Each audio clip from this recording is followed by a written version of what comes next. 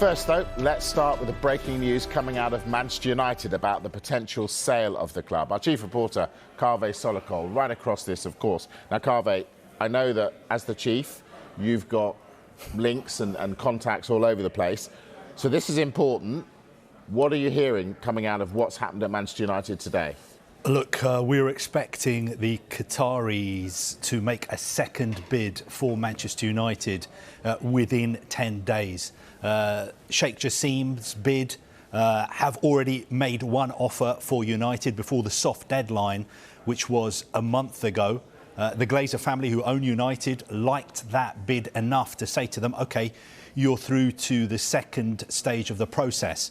And what has happened today is that some of Sheikh Jassim's representatives have been going to Old Trafford and also United's training ground to meet some of the senior executives there to have a look at what they will actually be buying. And what they're going to be told is, OK, once you've had a look at everything, now you've got 10 days to make another bid, a second bid for the club. And I am very confident that they will make that second bid. And a source in the US is telling me this evening there should be no doubt at all that Sheikh Jassim wants to be the owner and custodian of United.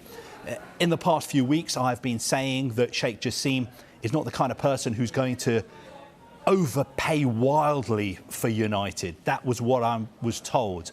But today I'm getting the sense that he will do what it takes to become the owner of Manchester United. Again, I'm not saying that he's going to throw money at it, but the sense I'm getting is that he really, really does want United, even though, of course, there are other bidders who want the club as well. OK, now, what was it, $4.5 billion that they bid first time around?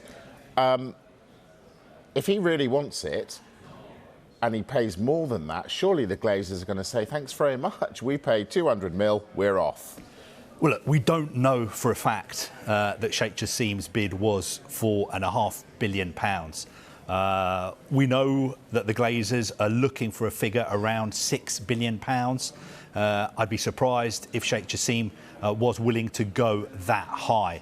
But what was happening today at United was there was a very high-powered delegation representing Sheikh Jassim at the club.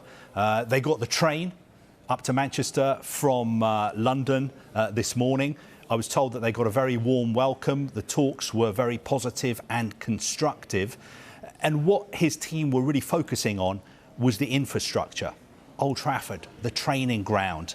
Also, they want to have a really good look at the youth development set up there, because that's something they want to invest money in. And also the women's team. That is a key concern for them going forward. Basically, what they were doing today is looking under the bonnet of what they were going to buy. They wanted to get a better understanding before they make this second bid. And look, second bids are not always higher. Sometimes people go and have a look at something and say, you know what, doesn't look as good as I thought it did. My second bid is going to be lower. But I would be surprised if that was the case in this instance. Now, you said it was a team representing Sheikh Jassim. So if he wants United so much, why wasn't he there? I thought you might ask me this question. Look, he's been to Manchester United before. The sense I'm getting is that he feels it's too early for him to go there now. He doesn't want to go there just for a photo opportunities. I think he will be there if his bid is selected as the preferred bidder. But as it is, he sent a top team of experts in finance, banking, property, law.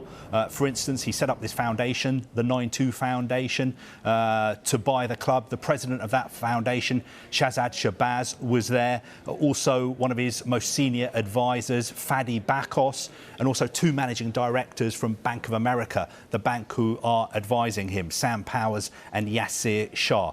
I think he just felt that now was not the right time. This stage is not the stage for the principals from the bid to get involved.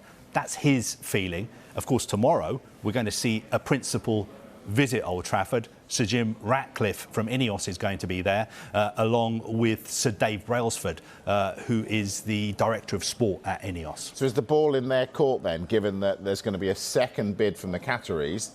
Is the pressure on Sir Jim and his team? Look, I think what the Glazers, what Rain Group, the bank handling the sale, what they want is a bidding war. They want to play people off against each other to make sure that if the club is sold, it is sold for as much money as possible. And I will just end by making the point that we still don't know 100% that the Glazers want to definitely sell Manchester United. They may look at all the offers and think, you know what, we don't want to sell the club. What we want to do is sell just a minority stake or borrow some more money to redevelop Old Trafford. We don't know 100% that they definitely want to sell. But we know that when we will find out, we'll find out from our chief reporter, Kaveh Solokol. Thank you.